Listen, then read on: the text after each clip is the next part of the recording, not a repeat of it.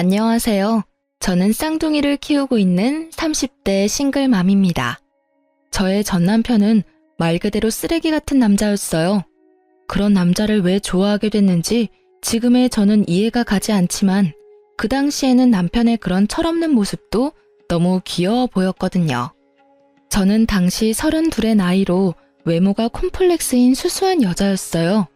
그래서 남자친구를 몇 번 사귄 적도 없지만 사귄 후에는 생각과는 다르다는 이유로 차이기 쉬운 여자였어요.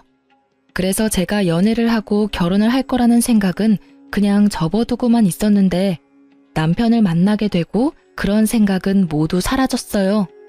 처음 남편을 만난 건 술집이었어요. 저도 남편도 각자 다른 친구와 함께 왔었는데 어쩌다 보니 합석을 하게 됐고 그 과정에서 남편과 친해지게 됐죠. 그때 남편은 푸념처럼 말하곤 했어요. 부모님이 빨리 결혼해서 아이를 가지기를 원한다. 하지만 자기는 그렇게 해줄 여자를 아직 찾지 못했다고요. 솔직히 이 남자가 부모님에게 한없이 약한 인성 좋은 사람인 줄 알았어요. 그래서 그때 이야기도 많이 나누고 연락도 많이 했었어요. 그렇지만 당신은 사귀는 사이는 아니었어요. 그런데 두세 달쯤 지나니 저에게 결혼을 전제로 사귀고 싶다고 하더군요. 얼굴은 자기 타입인데 성격은 부모님 타입이라고요. 솔직히 나보다 3살이나 어린 남자에게 이런 식으로 고백당하니 저도 가슴이 두근거리며 기분이 날아갈 듯 기쁘더라고요. 그래서 시어른 될 분들을 보러 집에 갔는데 거기서부터 너무 놀랐었어요. 집은 비싸 보이는 전원주택에 부모님들도 무척 교양 있어 보여서 그냥 소시민인 나와 우리 가족이 결혼을 할 수 있을까 싶은 생각만 들더라고요. 그런데 의외로 그 집에 갔더니 시어른들이 너무 좋아하셨어요. 그렇게 두 분의 마음에 쏙 들어 결혼을 하게 됐고 결혼 후에는 금전적으로 도움도 많이 받았어요. 시부는 엄격한 면이 있지만 상냥하신 분이고 시모도 친절하고 부드러운 분이셨거든요. 그런 제 결혼 생활은 완벽한 신데렐라 스토리가 될 뻔했지만 저에게는 문제가 하나 있었어요. 바로 외동아들로 곱게 큰 남편이 철이 없고 생각이 너무 짧다는 거였어요. 사실 결혼 후에 들은 이야기였는데 시부모가 저를 좋아한 이유도 제가 연상에다 차분한 성격이라 남편을 잘 단속할 거라고 생각했기 때문이었대요. 그런 이야기까지 듣고 나니 가정의 평화를 위한 책임감이 막중해지더군요. 그러다 찾아온 위기는 아이를 낳기 전이었어요. 그때는 한창 아이를 낳으려 노력하던 때였어요. 시부모님이 너무 손주를 원하기도 하셨지만 저도 슬슬 더 늦으면 노산이 될 상황이 오기 시작했으니까요. 그렇게 열심히 시험관 준비 중이었는데 남편은 그때쯤 점점 늦게 들어오기 시작했어요. 남편은 당시 중소기업에서 일하고 있었어요. 그런데 결혼 1년 차에는 꼬박꼬박 집에 잘 들어오더니 2년이 넘어가자 점점 풀리기 시작했어요. 취해서 들어오는 것도 많았지만 다음날 새벽에 집에 들어온 적도 많았어요. 처음에는 야근하고 회식하느라 늦는다는 남편의 말을 믿었는데 뒤로 갈수록 믿기 힘들어지더라고요. 왜냐면 퇴근 시간인 저녁 6시 이후로는 절대 제 연락을 받지 않는 거예요. 그리고는 집에 들어오기 직전에 연락을 한다거나 아예 답이 없이 늦은 적도 많았어요. 처음에는 바빠서 그런 거라 생각했는데 이렇게 계속 바쁠 리가 없잖아요. 야근을 한다면 야근 수당이 붙어서 월급이 많아져야 하는데 월급은 계속 그대로고요. 그렇다면 이유는 2가지 중 하나였죠. 야근을 하지 않고 내게 거짓말을 했거나 야근을 했지만 야근 수당을 다른 데에 썼거나 솔직히 어느 쪽이든 문제는 있다고 생각했어요. 어떻게 할까 고민하다가 오랜만에 만난 고향 친구가 좋은 생각을 알려주더라고요. 네 이름으로 전화해서 안 받으면 다른 사람 이름으로 연락해봐. 똑같이 안 받으면 바쁘다는 거고 혹시나 받으면 남편이 네 전화를 피한다는 뜻이지. 참으로 좋은 생각인 것 같더라고요. 그래서 일단 남편에게 전화를 걸었어요. 그때가 저녁 8시쯤이었는데 역시나 전화를 받지 않더군요. 그리고 친구의 계정으로 남편의 SNS에 안녕하세요 라고 짧게 연락을 시도했어요. 그런데 갑자기 바로 연락이 오더라고요. 그 연락을 보니 화가 완전 뻗치더라고요. 게다가 연락 온 메시지가 더 열받게 했어요. 남편 놈은 안녕하세요라는 물음에 누구였지? 혹시 그때 그 클럽에서 만난 사람인가? 하고 보냈던 거예요. 열받은 저는 바로 제 폰으로 남편에게 연락을 했어요. 역시나 받지 않길래 남편에게 톡을 보냈죠. SNS 계정으로 인사 보낸 건 아니까 지금 당장 집에 들어와? 라고 말이죠. 저는 친구에게 미안하다고 하고 집으로 돌아가 남편을 기다렸어요. 그런데 간 크게도 남편은 4시간이나 지나 자정을 훌쩍 넘긴 시간에 어슬렁어슬렁 들어오더라고요. 자기가 뭘 잘못했는지도 모르는 그런 태연한 얼굴. 저는 열이 받았어요. 내가 들어오라고 했는데 여태껏 뭐 했어? 야근한다는 것도 다 거짓말이지? 좀 그만해. 짜증나게 왜 이렇게 집착하는 건데? 결혼했으면 이제 슬슬 놔줘야 할 때 되지 않았어? 짜증나게 맨날 저녁에 전화하고. 바쁜데 너 때문에 일도 제대로 못한다고. 얼굴 가득 짜증을 채운 남편 놈을 보니 기가 차서 말도 안 나오더라고요. 왜 방귀 낀 놈이 화를 낼까요? 지금 이 상황에서는 제가 화를 내야 하는 거잖아요. 지가 뭘 잘못했다고 짜증을 내는지. 뻔뻔한 남편 놈의 태도에 저는 더 열이 받아버렸죠. 도대체 뭘 하고 싸돌아다니느라 와이프 전화 연락 다 씹는 건데 모르는 여자 연락받을 시간은 있고 내 연락받을 시간은 없어? 모르는 사람이 연락 오니까 아는 사람인가 싶어서 다시 연락했던 거고 당신은 어차피 집에 빨리 오라는 이야기만 할 거니 일부러 안 받은 거지. 내가 이렇게 된 데는 네 책임도 있잖아. 매번 똑같은 걸로 전화하는데 안 지쳐? 뚫린 입이라고 멍청한 소리를 마구마구 짓거리는 남편을 보니 새삼스레 제가 왜 이런 남자랑 결혼했나 싶은 생각이 들었어요. 와이프가 화를 내는 게 당연한 이 상황에서 뭐가 그렇게 당당한 건지. 야, 내가 매번 똑같은 거 물어볼 거 알면 미리 늦게 간다 일찍 간다 이야기하면 될 일 아냐. 그러면 내가 너 기다리느라 언제 오냐고 물을 필요 없고. 그리고 너 늦게 오는 거 여자 만나느라 그런 거지? 그런 거 아니라고. 너 완전 상상력이 대단하네. 내가 여자 만난 증거라도 있어? 증거가 있으면 가져와. 나는 너무 결백하거든. 솔직히 나처럼 사람 좋아하고 노는 거 좋아하는 사람이 여태껏 결혼하고 한 번도 그렇게 즐기지를 못했는데 무슨 여자야? 너 여기서 한 발짝만 더 가면 의부증이야. 알아? 그러니까 내 일에 신경 쓰지 마. 저는 뱃속에서 솟아오르는 분노를 꾸역꾸역 삼켰어요. 큰 소리를 내지 않으려 얼마나 고생했는지 계속 침을 삼켜야 했어요. 의부증? 네가 그렇게 행동을 하니까 내가 의심하는 거잖아. 그리고 진짜로 의부증이 어떤 건지 보여줄까? 네가 제일 싫어하는 집착질 보여줘봐. 그래, 너 마음대로 살아봐. 그럼 나도 내 마음대로 시댁에 다 일러 바칠 거니까. 저는 결국 최종 병기를 꺼냈죠. 시댁. 예전에 남편이 제게 이렇게 말했었어요. 부모님은 끊을 수 없는 돈줄이자 족쇄라고 말이죠. 그러니 시댁 이야기만 나오면 약해질 수밖에 없는 거죠. 남편이 중소기업에서 박봉으로 일하면서도 넉넉하게 살 수 있는 건 시댁에서 주는 용돈 때문이었어요.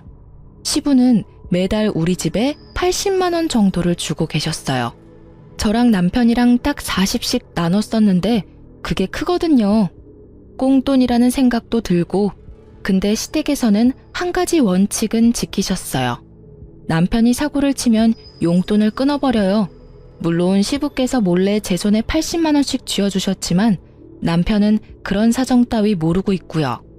그리고 그 시댁 어른들은 저를 남편보다 더 믿고 있었으니까요. 남편도 그걸 아는지 결국은 화를 꾹꾹 참으며 말하더군요. 집에는 말하지 마. 일찍 오면 되지? 진짜 너 치사하다. 어떻게 그런 걸로 사람 약점을 잡고 흔들어? 내가 큰 거 바래? 연락 잘하고 늦는 거 좀 피하고 여자 만나지 말고. 그 3가지는 결혼한 유부남의 필수 조건 아니야? 막말로 내가 연락도 안 하고 매일 늦고 술이나 처마시고 깔라대서 집에 남자 향수 풀풀 풍기면서 들어와서 남자하고 연락 주고받는다고 생각해봐. 너라면 그게 정상적인 유부녀라고 생각해? 그 이야기를 들은 남편은 제 말이 일리가 있다고 느꼈는지 한마디 딱 하더군요. 연락만 잘하면 되지. 결국은 그렇게 용돈을 받지 못할까봐 남편은 그 뒤로 연락을 잘하게 됐어요. 잘한다기보다는 형식적이긴 하지만 꼬박꼬박 하게 됐죠. 연락이나 야근은 문제가 풀렸는데 한 가지는 아직도 제 머릿속을 어지럽히고 있었어요. 아무리 생각해봐도 여자를 만나는 것 같았거든요. 모르는 여자의 연락에 그때 클럽에서 본 애냐고 묻는 건 아무리 봐도 여자를 만났다는 뜻이잖아요. 솔직히 클럽을 다니는 것도 신경이 쓰였지만 그 문자 때문에 더 신경이 쓰여서 그건 추궁하지도 못했어요. 그래서 그 뒤로 남편 카드 내역을 종종 뒤졌어요. 이렇게까지는 하고 싶지 않았지만 신경이 쓰이더라고요. 그래도 그 뒤로는 조용히 몇 달을 넘어갔어요. 그렇게 지지고 볶던 우리에게도 새 생명이 찾아왔어요. 저희는 자연 임신이 안 돼서 시험관을 했었고 그렇게 이란성 쌍둥이를 낳았어요. 이때도 남편은 얼마나 비협조적으로 굴었는지 시모가 강력하게 아이를 원하지 않았다면 아이가 생기지 않았을지도 모를 정도였어요. 저는 천사 같은 두 아이들을 위해 간호사 일을 그만두고 집에서 육아에 전념하기로 했어요. 육아휴직이 없었지만 시모가 매달 150만 원 정도 주고 있었어요. 솔직히 우리가 살고 있는 집도 차도 모두 시부모 명의라 저희 앞으로는 돈 나가는 게 별로 없었어요. 게다가 시모는 자주 저희 집으로 배달을 시켜주셨어요. 시댁에서 드실 고기나 야채, 과일을 저희 집으로도 똑같이 배달시켜주곤 하셔서 따로 저희가 돈이 들어갈 곳도 많이 없었어요. 대신 쌍둥이 육아는 거의 혼자서 해야 해서 힘들긴 했어요. 그렇게 육아에 제가 신경을 온통 뺏기고 있을 때 망할 놈은 주말마다 놀러 나가기 바빴어요. 그래도 평일에는 일찍 집에 들어오려고 했으니 저도 평범하게 생각했었고요. 게다가 친구와 주말에 여행을 가거나 일로 출장을 가는 일이 잦아져서 남편의 폰에 위치 추적 어플도 설치했었거든요. 혹시나 또 다른 여자 만나러 갈까 봐서요. 그런데 항상 간다던 목적지 그대로였고 친구들도 모두 사진 찍어서 보내니 의심할 게 없었어요. 그렇게 지내다가 하루는 시모와 병원에 다녀오는 길에 아무 생각 없이 위치 추적 어플을 켰어요. 평일 낮이라 회사에 있을 거라는 당연한 생각을 하고 켰는데 현재 남편의 위치는 회사가 아니라 강릉이더군요. 어플이 혹시라도 잘못됐을 수도 있으니 확인을 해보려고 남편 회사에 전화를 했어요. 남편이 연락을 안 받는다고 하고 바꿔달라고 했더니 남편이 연차를 썼다고 하는 거예요. 저는 그 말에 잊고 있던 분노가 치밀어 오르는 것을 느꼈어요. 애들이 있으니 화는 못 내고 참고 있었는데 더 미쳐버리겠더라고요. 와이프에게 숨기고 평일에 연차를 썼다. 분명히 숨기고 싶은 행선지 숨기고픈 상대가 있다는 거 아니겠어요? 이건 99.9% 여자가 있는 거라는 생각이 들었어요. 그런데 아무리 요리조리 찾아봐도 꼬리를 못 잡겠더라고요. 기회를 엿보고 있었는데 며칠 뒤 주말에 남편이 인사불성이 돼서 친구들에게 실려왔더라고요. 저는 이때가 기회라고 생각하고 남편의 폰부터 뒤졌어요. 그런데 이 용의주도한 남편놈은 패턴과 비밀번호까지 싹 다 바꿔놨더라고요. 지문으로도 해봤는데 지문 인식도 안 해놨더군요. 결국 허탕만 친 저는 한숨을 쉬며 남편을 놔두려다가 남편의 넥타이가 사라진 걸 발견했어요. 아침에 나갈 때는 분명 제가 선물한 넥타이를 착용했었거든요. 그게 사라진 걸 보니 기분이 또 나빴어요. 이제는 제가 사준 선물까지 막 버리고 다니나 싶은 생각이 들었거든요. 주말이라 애들을 시댁에 맡겨놓았던 저는 남편과 같은 집에 있기 싫어서 낮쯤에 밖으로 나와 길거리를 걸었어요. 저녁까지 들어가지 않고 혼자 시간을 보내다가 중고거래 어플에서 보내온 알림을 받고 집으로 향했어요. 공기청정기를 시모가 새로 사줘서 기존에 쓰던 걸 중고거래하려고 했거든요. 그 글을 올려놨었는데 누군가 연락이 온 거죠. 그 연락을 확인하러 중고거래 어플에 들어간 저는 그곳에서 잃어버린 물건 주인을 찾는다는 최신 글을 보고 깜짝 놀랄 수밖에 없었어요. 바로 뒷면에 남편 이름이 적힌 남편의 넥타이였거든요. 집 근처에 술집 사장이 올린 글이었는데 어제 처음 온 손님 넥타이라며 가져가라고 글을 올려놨더라고요. 저는 이거다 하고 생각하고는 후다닥 술집으로 향했어요. 안녕하세요. 넥타이 보고 왔는데요. 저희 남편 거라 찾으러 왔어요. 제가 말을 꺼내자 술집 사장님이 고개를 갸웃거리더라고요. 왜 그러세요? 아니, 어제 본 얼굴이랑 다른 것 같아서요. 어제 같이 오신 분 맞죠? 그 이야기에 드디어 꼬리를 잡았다는 생각이 들었어요. 어제 분명히 다른 여자랑 여기 온 게 틀림없었어요.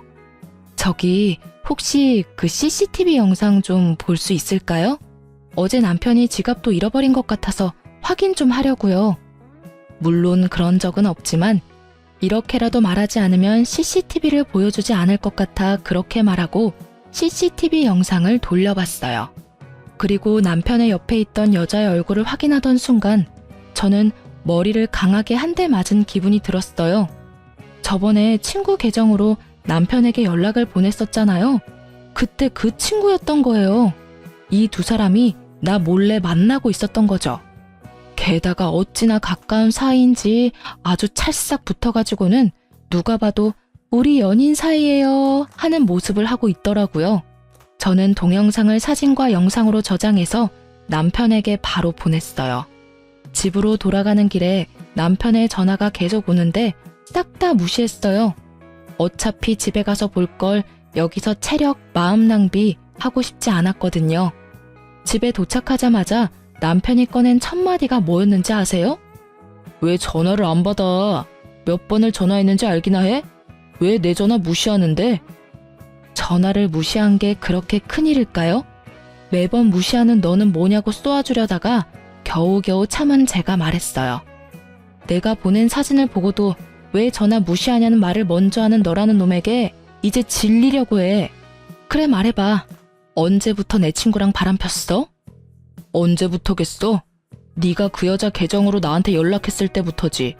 그렇게 예쁜 여자가 있었는데 잘도 숨겼네? 제가 제 손으로 무덤을 판 게 됐어요. 불륜도 쿵짝이 맞아야 하는 거잖아요.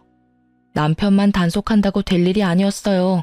저는 제 친구가 제 남편에게 들이댔다는 것도 정말 충격이었어요. 그런 친구라고 생각한 적 전혀 없었으니까요. 야, 쓰레기 같은 놈아. 네가 와이프 친구한테 손을 대? 게다가 그렇게 당당하게 바람피는 것까지 이야기할 상황이야? 이럴 거면 나랑 왜 결혼했어? 왜 날 이렇게 비참하게 만드는 건데? 제가 꺼낸 말은 거의 한풀이었어요. 대답 같은 건 듣지 않아도 되는 한풀이. 그런데 남편 놈은 기가 막힌 대답을 내놓더군요. 네가 성격은 수수하고 조용해서 내가 밖으로 나돌아다녀도 별말 안 할 줄 알았지. 이렇게 괄괄하고 집착하는 성격인 줄은 꿈에도 몰랐어. 이렇게 땡땡댈 줄 알았으면 다른 여자랑 결혼하는 게 차라리 나았을 것 같아. 엄마가 빨리 결혼해서 애 낳으라고 난리쳐서 제일 만만해 보였던 너하고 결혼한 건데 완전 망했잖아. 네가 다른 여자 만나고 밖으로 나돌아다녀도 별말 안 하고 참아주는 여자? 그런 여자가 세상에 어디 있겠어. 있다면 네 돈 보고 결혼해서 딴 주머니 차려는 여자겠지. 내가 미쳤지. 네 본성을 못 알아보고 결혼한 내가 미친 거야. 그래, 조용하고 아무 말 못할 여자랑 결혼하고 싶었으면 인형이랑 결혼하지 그랬어. 그러게 좀 적당했어야지. 이게 뭐야? 결국은 내가 너한테 마음 뜬 건 다 네 탓이라고. 내가 잘못했다고 생각하는 것 자체가 난센스야. 원인은 모두 너한테 있다는 말이지. 밖으로 내뱉는다고 다 말이 아니야. 뭐 됐어. 너랑은 이야기 끝났어. 그럼 같이 가서 시부모님한테 이혼하겠다고 말씀드려. 나 당신이랑 못 살겠으니까. 정말? 진짜 이혼해주는 거야? 우와, 요 근래 들어 너무 좋은 일이잖아. 그래, 내가 가서 직접 말할게. 지금 갈까? 룰루랄라 얼씨구나 좋아하는 남편놈을 보니 생각하는 게 눈에 환하더라고요. 돌싱되면 신나게 놀 수 있을 거라고 생각하는 듯 했어요. 그렇지만 누가 그렇게 놔둔대요? 절대 그렇게 놔둘 수 없죠. 남의 눈에 눈물 나게 해놓고 즐겁게 보내도록 만들면 안 되죠. 내가 불행한 만큼 너도 불행해져야 똑같을 거잖아요. 제가 굳이 남편놈에게 이혼 이야기를 직접 시부모님에게 밝히라고 한 데는 다 이유가 있었어요. 그런데 그것도 모르고 좋아하며 앞장서는 남편을 보니 속으로는 회심의 미소를 날리고 있었어요. 저와 남편이 시댁에 도착했을 때는 이미 저녁 시간이 훌쩍 지났을 때였어요. 아이들은 모두 작은 방에서 자고 있었고 시부모님은 두 분이서 조용히 TV를 보고 계셨어요. 어머, 너희들 웬일이니? 갑자기 무슨 일이야? 애들 벌써 데리러 왔어? 아님 어디 아파? 시모는 걱정이 가득한 얼굴로 저희에게 왜 왔냐고 물어봤어요. 아니, 콕 집어 저에게 말한 거죠. 시모와 함께 병원을 다녀온 게 며칠 전 일이라 시모가 저에게 신경을 많이 쓰고 계셨거든요. 저는 남편을 앞으로 떠밀었어요. 남편은 당당한 걸음으로 앞으로 나서더니 자기가 결심한 걸 이야기하더라고요. 엄마, 우리 이혼하기로 했어. 그러니까 그렇게 알고 있으라고. 남편 놈의 폭탄 발언에 시부모는 완전 난리가 났어요. 갑자기 그게 무슨 말이야? 이제 막 쌍둥이 낳은 애들이 이혼은 무슨 이혼이야? 너희 싸웠니? 싸웠다고 해서 그런 말 막 하면 안 돼. 그래, 무슨 일인지는 모르겠지만 대화로 잘 풀어봐, 응? 부부싸움은 칼로 물베기 같은 거야. 둘이서 잘 이야기해보면 분명히 조율이 될 테니까. 시부모는 저희를 달래려 애쓰는 중이었고 남편은 그 상황에서도 아주 당당하게 말하더라고요. 아니, 남편이 밖에서 하는 일에 사사건건 참견하고 떽떽거리며 잔소리하는 거 싫어서 이혼하고 싶은 거예요. 게다가 의부증까지 있는지 저한테 위치 추적 앱 같은 거 설치해놔서 솔직히 숨 막혀서 같이 못 살겠어요. 다른 사람들이 들으면 오해하겠어. 당신은 아무 잘못 없고 나만 잘못한 것처럼 말하네? 왜 당신 바람핀 이야기는 안 해? 나한테 속이고 내 친구랑 강릉 여행 가고 술집에서 친구 옆에 끼고 놀다가 내가 선물해준 넥타이 버리고 온 건 왜 이야기를 안 해? 부모님들도 모든 상황을 다 들어야 우리가 왜 이혼을 결심했는지 이해하실 거 아냐. 누가 이야기 안 한대? 이제 막 할 거였다고. 뭐 엄마 아빠 들으신 대로 바람핀 건 사실이고요. 당분간은 돌싱으로 있고 싶어요. 솔직히 결혼 생활 내내 너무 답답했거든요. 와이프가 잘못하긴 했지만 저도 바람핀 책임은 있으니 부모님이 이 여자한테 위자료 두둑히 좀 챙겨주고 좋게 끝내면 될 것 같아요. 그 말을 들으니 제가 이혼을 결심한 게 정말로 잘한 일이라는 게 확 와닿더라고요. 여전히 철없고 정신 못 차리는 천하의 개쓰레기 같은 발언을 아무렇지 않게 하는 남편을 보니 말이죠. 그리고 그 말을 면전에서 듣고 있는 시부모의 꼭지도 함께 돌게 만들더라고요. 야, 너 미쳤어? 네가 지금 제정신으로 그런 말하는 거냐? 당분간은 돌싱으로 있고 싶어? 이 미친놈이. 지금껏 네가 어떤 미친 짓을 해도 귀한 외동아들의 마음이 약해서 이해해주고 넘어가주고 뒤처리 다 해서 정리해줬는데 지금 네 이혼까지 우리더러 책임지라고? 네가 사람 새끼냐? 네가 잘못을 했으면 네가 책임지고 상황을 정리해야 하는 거 아니야? 그렇게 바람을 폈다고 당당하게 말할 수 있는 뻔뻔함은 도대체 어디서 생기는 거냐고? 온화하던 시부의 얼굴이 벌겋게 터질 것처럼 부풀어 올랐고 남편은 어리둥절한 표정으로 지금 이 상황을 이해조차 못하고 있더라고요. 아니, 여태껏 잘해주셨잖아요. 결혼한 거 그냥 이혼하겠다는데 왜 그렇게 심각하게 굴어요? 솔직히 애가 뭐가 그렇게 중요한데요? 저는 제 인생이 더 중요해요. 애한테 인생 붙들리는 거 딱 사양이라고요. 남편의 말에는 더 이상 생각해줄 가치조차 없었어요. 어머님, 아버님, 일이 이렇게 됐으니 며칠 전에 저와 나눈 이야기는 없던 걸로 해야 할 것 같아요. 어차피 가족이 아니면 그게 좀 힘들다고 하니까요. 아가, 안 돼. 다시 한번 생각해봐. 네가 힘든 건 내가 다 알아. 이 정신 나간 아들놈은 내가 제자리에 돌려놓을 테니까 아무 생각하지 말고 제발, 응? 너 이 미친놈아. 너 와이프의 생떼 같은 자식들 놔두고 뭐하는 짓거리야? 네가 뭔 짓을 한지 알기나 해? 이 천하의 머저리 같은 놈, 네가 결국은 이렇게 불효를 해? 아니, 왜 나한테 소리 지르냐고요? 내가 엄마 아들인데 왜 저 여자 편만 들고 있는데요? 솔직히 이것도 엄청 짜증나거든요? 내가 무슨 말만 하면 며느리한테 물어봐야 한다. 며느리랑 상의했냐? 안 되겠다 며느리한테. 이게 정상이에요? 볼멘 소리로 불평을 쏟아내는 남편을 보더니 시부가 맞받아쳤어요.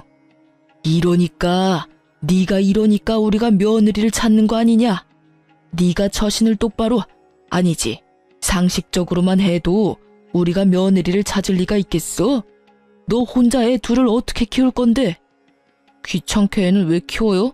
그냥 다 이 여자 줘버려요. 애는 기회되면 다시 만들면 되지. 네가 진짜 미쳤지? 너희가 왜 시험관을 했는데? 네가 지금 시험관 아니면 애를 못 낳는다고? 그 와중에 손주들까지 우리한테서 떼어놓겠다고? 네가 사람 새끼야? 넌 도대체 뭐가 모자라서 이렇게 참한 며느리랑 이혼을 하려는 거야? 네가 여태껏 데려왔던 애들 중에 이만큼 착하고 성실한 애가 있기는 했어? 설마 또 어디서 너처럼 노는 거 좋아하는 여자 데리고 오면 우리는 허락할 생각 추호도 없어. 아버지, 그건 걱정하지 마시라고요. 저 당분간 여자 데리고 올 생각 없다니까요. 솔직히 돌싱을 좀 더 즐기고. 그 이야기에 시모가 남편 등짝을 찰싹 때리더라고요. 결국 참지 못한 거겠죠. 저는 이 쓰레기 같은 남편 놈이 이제 무슨 말을 해도 더 이상 화가 안 났어요. 그냥 빠른 손절이 답이라는 것만 더 강하게 느낄 뿐이었죠. 뭘 더 즐겨 뭘? 네가 지금 엄마 목숨줄 가지고 있는 거 모르지? 이런 말까지 안 하려고 했는데 네 와이프가 나한테 뭘 해주기로 했는지 모르지? 그게 뭔데요? 뭔데 이렇게 호들갑인데요? 뭐 얼마나 대단한 거길래 거창하게 목숨줄 운운하는 건데. 네 와이프가 얼마 전에 너희 엄마랑 병원 갔다 왔어.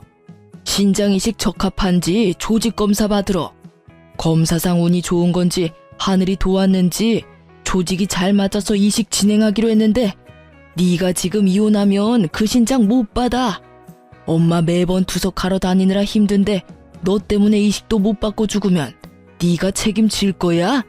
내가 며느리 신장 때문에 이러는 거 아니야. 시부모한테 신장 떼주는 게 어디 쉬운 일인 줄 알아? 네가 모자람 없이 컸다고 돈이면 다 된다고 생각하나 본데 이런 거는 돈으로 되는 문제가 아니야. 하늘이 내려준 기인을 네가 네 발로 차버리니 이 부모 속이 문드러지는 거 아니냐고. 어른들한테 잘해. 애들한테도 잘해. 성격도 좋고 너 단속도 잘하는 이런 며느리 대체 뭐가 문제라고 네 놈은 이혼을 하겠다 지랄이야? 시부의 그 말에 남편의 얼굴이 깜짝 놀라더라고요. 저는 이때 남편이 180도 돌변해서 저한테 사과라도 하면 어쩌나 생각했거든요. 솔직히 정이 뚝 떨어진지라 어차피 이혼 결심은 했는데 진심으로 사과하면 시부모님 생각에 마음이 약해지면 어쩌지 하는 생각이었죠. 그치만 저의 기우였던 거죠. 이 멍청이가 뭐라는 줄 아세요? 그러면 나한테 먼저 말했어야지. 그런 건 내가 해결해 줄 수 있으니까. 뭐? 이식을 네가 해주려고? 시부모는 기대감 하나도 없는 목소리로 남편에게 물었고 남편은 당당하게 말했죠. 지금 사귀는 여자한테 말하면 되잖아. 그 여자가 엄마한테 주면 되지. 조직검사 안 맞으면 다른 여자 데리고 올게. 그럼 됐지? 그 이야기를 듣는 저도 벙찌고 시부모님도 벙찌고 결국 시부모님은 화가 머리끝까지 나서는 또 등짝을 날리더라고요. 얼마나 분노했는지 시부는 말까지 더듬더라고요. 하긴 그 대사가 충격이긴 했어요. 지가 만날 여자들은 뭔 죄예요? 게다가 시부모님들이 그런 걸 허락이나 할 것 같으냐 그 말이죠. 제가 신장 주겠다고 했을 때도 극구 사양하셨던 게 시모였어요. 어차피 오래 살았다며 네 거 받고 몇 년 더 사는 게 무슨 의미냐고요. 시모는 진짜 좋은 분이신데 자식은 왜 이 모양 이 꼴인 건지. 너 이 미친놈이 말을 네가 지금 무슨 말을 한 건지 알기나 해? 그럼 그렇지. 네가 해주겠다는 말은 애초에 기대하지도 않았어. 그런데 이런 정신 나간 말을 들을 생각도 없었다고. 뭐? 여자들을 데려와서 검사를 해? 이 미친놈이 아직 정신을 덜 차렸어. 무슨 뻔뻔함으로 그런 짓을 하게 해? 아이고 머리야. 내가 자식 새끼를 잘못 키웠어. 오냐오냐 키웠더니 아주 제 앞가림 하나도 못하는 애 하나를 어른으로 키웠네. 차분하고 꼼꼼한 며느리 보고 겨우 결혼시켜놨더니 결국은 내가 또 이 꼴을 봐. 저는 이 정신나간 멍청이와는 더 이상 함께할 수 없다는 걸 재확인하고서야 시부모님에게 다시 말했어요. 어머님, 아버님, 죄송해요. 솔직히 이 사람이 저한테 사과했으면 어떻게든 참고 살아보려고 했는데 이렇게까지 말하니 이혼을 하는 게 맞는 것 같아요. 저도 이런 말씀을 드리게 돼서 너무 죄송해요. 아가, 너 없으면 얘 사람 구실하면서 못 살아. 그러니까 제발 신장 같은 건 안 줘도 되니까 옆에 붙어서 사람처럼만 살게 해줘라, 응? 부탁이야. 너 이혼하고 나면 얘가 데려올 여자들 안 봐도 눈에 훤해. 죽었다 깨도 너 같은 여자 못 만나. 그러니까 제발. 엄마, 뭐 하는 거야? 왜 이 여자한테 매달리는데? 그리고 내가 뭐 어때서 그러는 거냐고. 나도 철들었다니까. 엄마 신장도 내가 하나 갖다 주겠다니까. 미친놈아, 말 좀 그만해. 네가 말할 때마다 이 엄마 가슴이 무너진다. 신장 소리 어디 가서 하지도 마. 이혼하면 가족이 아닌 게 돼서 공여자가 힘들 거라고 알고 있거든요. 결국은 이렇게 이혼해서 시댁과 남이 되게 되었으니 시모와 시부가 저에게 너무 잘해주셔서 미안한 마음은 가득했지만 어쩔 수 없는 일이잖아요. 남편이 제 곁에 붙어 있다면 신장 하나 줘도 몸 관리하며 평생을 살아갈 수 있겠지만 남편 없이 애 둘을 혼자 키워야 하는 상황이면 신장 하나 없는 게 어떤 느낌인지 감도 오지 않을 만큼 두렵거든요. 결국 저는 시부모와 남편 놈을 놔두고 나왔어요. 제 이야기는 끝났고 시부모와 남편이 할 이야기가 남았겠죠. 저는 나와서 바로 상간녀인 제 친구를 찾아갔어요. 그 상간녀는 저와 결혼 후에 만난 친구거든요. 그래서 결혼식에도 온 적 없고 남편과 만난 적도 없었어요. 원데이 클래스 하면서 만난 사이라 엄청 친하고 그럴 것도 없었지만 말이 잘 통한다고 생각했는데 뒤로 이렇게 음침한 일을 벌일 줄은 상상도 못했네요. 저는 친구에게 만나자고 연락을 넣고 카페에서 기다렸어요. 앉아. 너 나한테 해야 할 말 없어? 저는 오자마자 친구에게 물었어요. 무슨 말? 나 너한테 할 말 없어. 네가 나한테 보자고 한 거니까 네가 나한테 할 말이 있는 거겠지? 무슨 일인데 불러내서 분위기 잡는데? 꼭 내 입으로 들어야겠어? 너 내 남편이랑 바람 피는 거 나한테 들켰어. 이래도 할 말 없어? 아, 그거?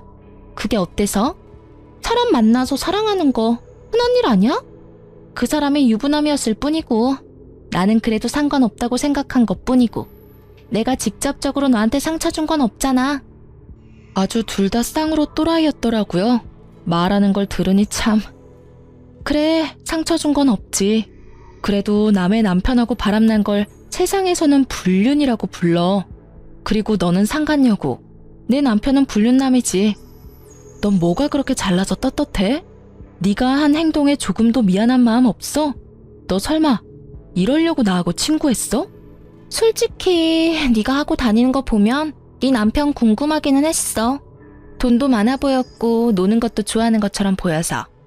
그때 내 SNS로 연락하라는 것도 일부러 그런 거야.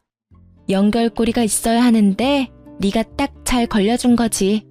솔직히 나는 네가 이혼하든 안 하든 상관없어. 그냥 내 옆에서 풍족하게 만들어줄 남자만 있으면 되거든.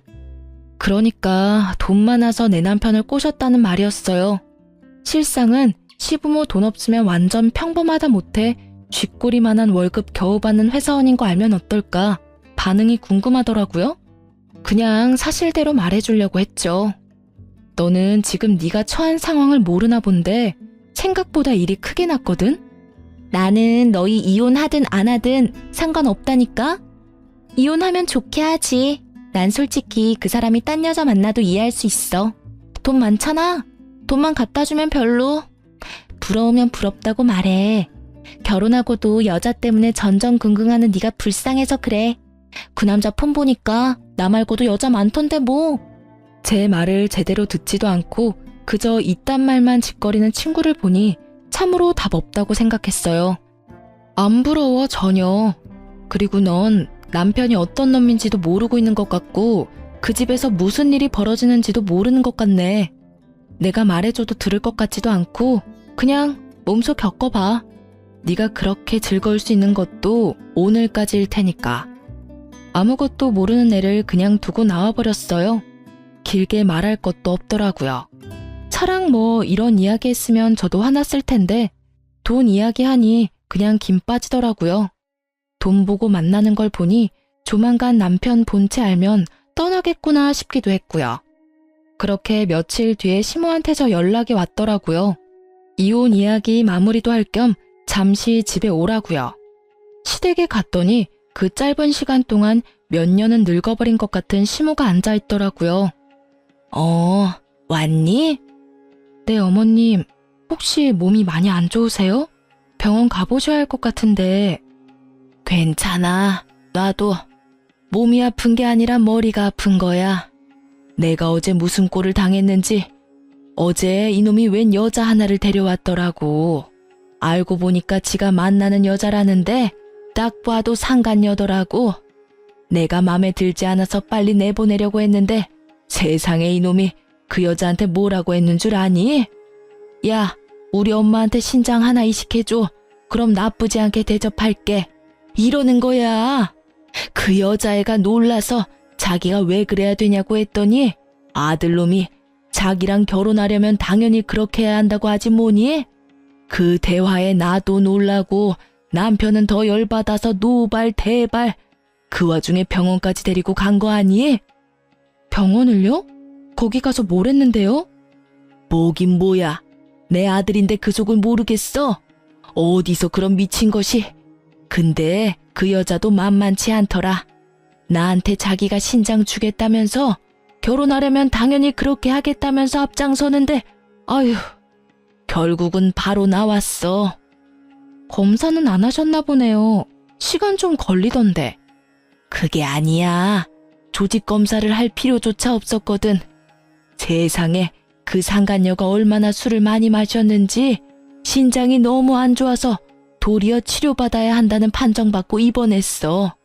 예, 그 와중에 아들놈이 상간녀한테 난리를 치는데 너 같은 거 필요 없다면서 거기서 내버려 두고 오지 뭐니?